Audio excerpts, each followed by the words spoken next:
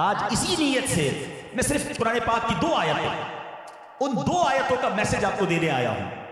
आप गौर करें कि 2 आयतों में इतनी डेप्थ और इतना कुछ है, तो मेरे रब के पूरे कलाम में क्या कुछ नहीं होगा, कैसे कैसे खजाने नहीं होंगे जो मैं मिस कर रहा हूं। मैं उसको एक्सप्लोर ही नहीं कर रहा हूं। मैं आज आपको एक आयत सुनाता हूं, और ये हमारे आजकल की सोसाइटी के लिए ये जो मैसेज है, ये जो आयत के पीछे वाकया है, ये बड़ा निराला है। अल्लाह करीम कुरान मजीद के 28वें पारे में सूरह हशर है और आयत नंबर है 9। उसमें क्या इरशाद है? बिस्मिल्लाहिर्रहमानिर्रहीम वयुथिरूना अला अनफुसिहिम वलौ कान बिहिम खसासा वमन युqa शुह नफ्सिही फउलाइका हुमुल मुफ्लिहून। अब पहले इसका तर्जुमा सुनते हैं, फिर इसके बैकग्राउंड पर वाकया क्या है। एक आयत के पीछे कितनी खूबसूरत स्टोरी है। अल्लाह फरमाता है कुरान मजीद में, जिसका तर्जुमा है, और अपनी जानों पर उनको तरजीह देते हैं अगरचे उन्हें शदीद मोहताजी हो, और जो अपने नफ्स के लालच से बचाया गया तो वही कामयाब। अपने आप पर दूसरों को तरजीह देते हैं। ये कौन थे, ये क्या वाकया था? अब जरा इसका शान नुज़ूल समझिएगा। इसके पीछे ब्यूटीफुल स्टोरी है। हुआ ये कि एक बार सरकार दो आलम सल्लल्लाहु अलैहि वसल्लम की बारगाह में एक शख्स आया, एज अ गेस्ट, मेहमान आया, और वो भूखा था। सरकार दो आलम अलैहिस्सलाम ने अपने तमाम घरों में, क्योंकि नबी पाक की मुख्तलिफ अज़वाज हैं, आका ने तमाम घरों में पूछवाया, क्वेश्चन करवाया कि पूछो जरा कि एक मेहमान आया है, उसको खिलाने के लिए कुछ है? आपको पता है जवाब क्या आया? जवाब यह आया कि हमारे पास एक मेहमान को खिलाने के लिए भी खाना नहीं है। मैं थोड़ा सा इस वाक्य को ब्रेक करता हूं। ये किसकी बात हो रही है? जनाब रसूलुल्लाह सल्लल्लाहु अलैहि वसल्लम, रब के हबीब, he is the reason of the all creation. आप वजह तख्लीक कायनात हैं। अल्लाह ने अपने खजानों का आपको मालिक बनाया है। खुद रसूलुल्लाह सल्लल्लाहु अलैहि वसल्लम फरमाते हैं कि अगर मैं चाहूं तो ये पहाड़ मेरे साथ सोने और चांदी के बनकर चलने लग जाए, इतनी अथॉरिटी है। और सादगी का आलम यह है कि घर में खाने को कुछ नहीं है। आज हमारे फ्रिज भरे हैं, हमारी कबर्ड्स भरी हैं, हमारे जेबों में भी कुछ ना कुछ पैसे हैं, मगर फिर भी जबान पर शुक्र नहीं है। शिकवे हैं, भाई क्या हाल है? बहुत बुरा हाल है भाई, मार्केट बहुत डाउन है, कारोबार बिल्कुल नहीं चल रहा है, प्रॉपर्टी का पूछने वाला कोई नहीं है। भाई ज़कात कब दोगे? ज़कात क्या दें भाई, पैसे ही नहीं, कारोबार ही नहीं चल रहा। इस अल्लाह के बंदे को कोई बताए कि ज़कात आमदनी पे नहीं, ज़कात आपकी सेविंग्स पर है, वो तो बाकी है ना। मगर सबसे पहले ब्रेक लगता है तो ज़कात पे ब्रेक लगता है, सदका और खैरात पे ब्रेक लगता है। कई लोग हैं जो कहते हैं मार्केट डाउन है इसलिए इस बार ज़कात नहीं दे रहे। आपके इलेक्ट्रिक के बिल टाइम पे जा रहे हैं, आपकी फैमिली के खर्चे टाइम पे जा रहे हैं, आपके ट्रेवल नहीं रुक रहे। रोका तो आपने अल्लाह की राह में, खर्च ही रोक लिया। अपने दिल से पूछिए हम ये क्या कर रहे हैं। और खानदान नबूवत का आलम यह है कि एक बंदे को खिलाने के लिए नहीं है। कभी ऐसा वक्त आया हमारे पास? मगर फिर भी शिकवे हैं। अरे कभी तो कह दो या अल्लाह तेरा बड़ा शुक्र है, करोड़ों से अच्छा बनाया है। वो शायर कहते हैं ना, ज़बां पर शिकवे रंजो अलम लाया नहीं करते, ज़बां पर शिकवे रंजो अलम लाया नहीं करते, नबी के नाम लेवा गम से घबराया नहीं करते। अब क्या हुआ? अब प्यारे आका अलैहिस्सलाम जब ये देखा कि किसी एक बंदे को खिलाने के लिए भी खाना नहीं है, तो नबी पाक अलैहिस्सलाम ने सहाबा में अनाउंसमेंट कर दिया कि कोई है जो इसको अपना मेहमान बनाए और अल्लाह उस पर रहमत फरमाए। अब सहाबा कराम तो बड़े गरीब थे इस मामले में कि नबी पाक की दुआ मिल रही है। हजरत अबू तलहा अंसारी रज़ी अल्लाह अन्हु खड़े हो गए, कहते हुजूर मैं इसको अपना गेस्ट बनाऊंगा, अपने घर ले जाऊंगा। अच्छा, उस जमाने में मोबाइल फोन तो था नहीं कि वो अपने घर फोन करके पूछते कि भाई खाने को है कि नहीं, मैं एक मेहमान ला रहा हूं। वो घर ले गए, घर जाके अपनी जौजा से पूछते हैं खाने को कुछ है? तो आपकी बीवी कहती है खाना तो बहुत थोड़ा सा ही है और बच्चों के लिए ही है, और तो नहीं है कुछ। कहा देखो अब नबी पाक अलैहिस्सलाम का मेहमान लाया हूं, बच्चों को जरा बहला फुसला कर सुला दो, और जब मैं और मेहमान दस्तरखान पर बैठे ना तो खाना लगाना और चुपके से चिराग को गुल कर देना है। हमारे यहाँ तो लाइट्स होती हैं, उस जमाने में चिराग होते थे, रोशनी बंद कर देना, मैं वैसे ही हाथ चलाता रहूंगा, मेहमान पेट भर के खा लेगा, उसको पता भी नहीं चलेगा, और नबी पाक के मेहमान को हम सेटिस्फाई कर देंगे।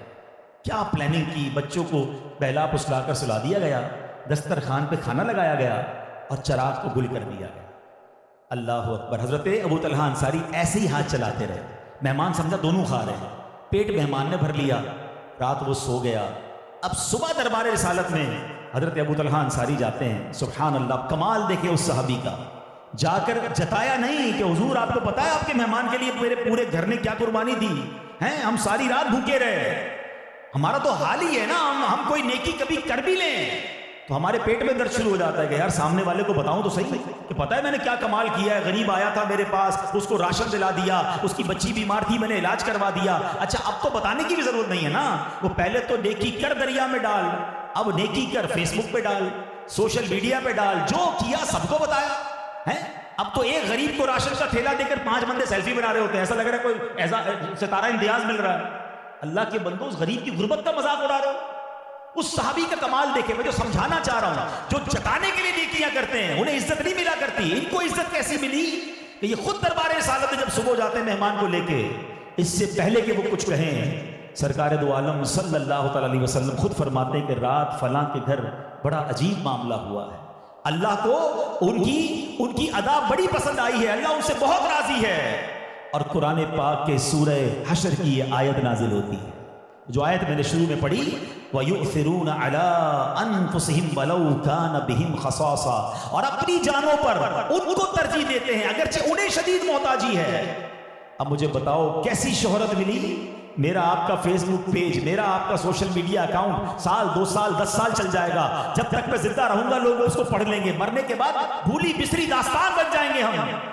इस सहाबी की अदा को देखो, अल्लाह ने कुरान में आयत नाजिल कर दी, 1450 साल से इसकी तिलावत हो रही है, सुबह कयामत तक तिलावत होती रहेगी, जब जब ये आयत पढ़ी जाएगी हजरत अबू तलहा अंसारी की वो सखावत लोग याद करेंगे, वो उनकी नेकी को याद करेंगे।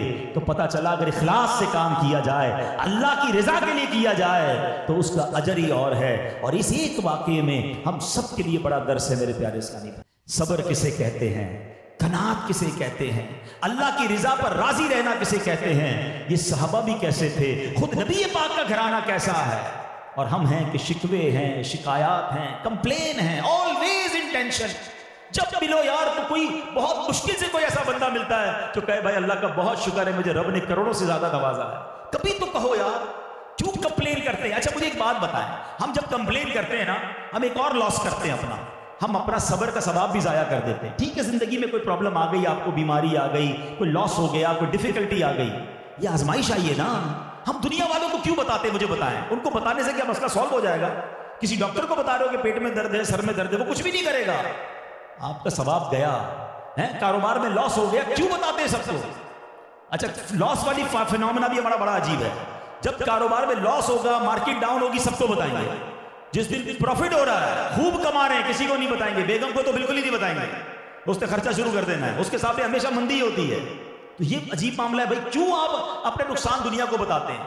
वो शायर कहते हैं ना, किसी का एहसान क्यों उठाएं, किसी को हालात क्यों बताएं, तुम ही से मांगेंगे तुम ही दोगे, तुम्हारे दर से ही लौ लगी है। हम अल्लाह रसूल की बारगाह में अर्ज करें ना, हम दुनिया वालों को क्यों अपने प्रॉब्लम्स बताते हैं? और जो दूसरी बात समझनी है कि इस वाक़े से एक और सबक क्या मिलता है, जो कुरान कह रहा है कि खुद जरूरत है और दूसरों को देना है। Actually this is the beauty of Islam. ये आज हमें समझना होगा कि इस्लाम की ये खूबसूरती है कि आपको जरूरत है और आप किसी और को दे रहे हैं, और इसी को सैक्रिफाइस कहते हैं, इसी को ईसार कहते हैं। इस पूरे वाक़े को, इस पूरी फिनोमेना को मैं आपको एक और वाक़े से समझाता हूं।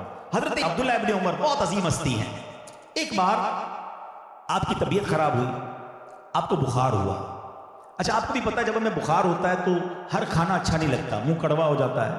तो अब उन्होंने क्या किया, तो अब उन्होंने अपने गुलाम से कहा कि मुझे मछली खानी है।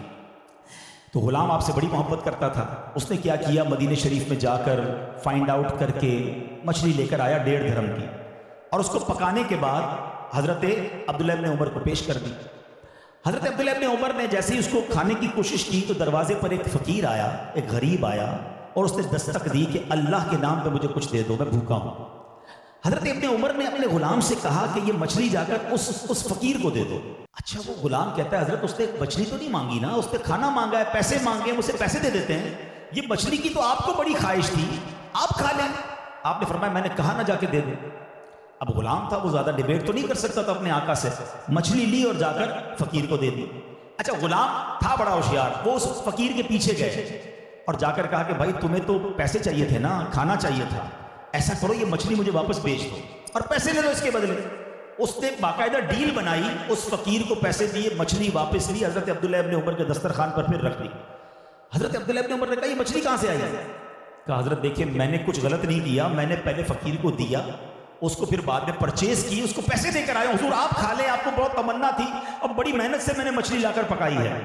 हजरत अब्दुल्लाह इब्न उमर कहते हैं जाओ वापस जाकर इस बंदे को ये मछली दे दो और पैसे भी मत लेना, क्योंकि मैंने रसूलुल्लाह सल्लल्लाहु अलैहि वसल्लम से सुना है जो शख्स किसी चीज की ख्वाहिश रखता हो और फिर उस ख्वाहिश को रोक कर अपने ऊपर किसी और को तरजीह दे तो अल्लाह अज़्ज़ व जल उसे बख्श देता।